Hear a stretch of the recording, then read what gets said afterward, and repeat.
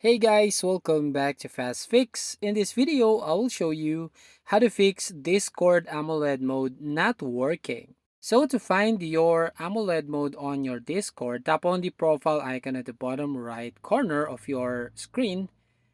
And then right over here, you can find that Discord settings.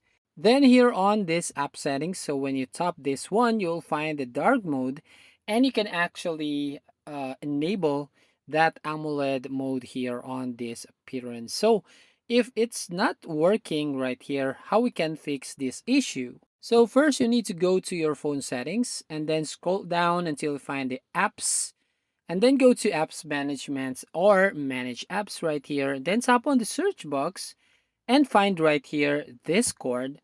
And once you found this Discord app, tap on this storage button, then tap on clear data. So just clear cache and clear all data. So once you've done, go back to the Google Play Store and try to update your Discord app. So if an update button shows up here, so you need to tap on update.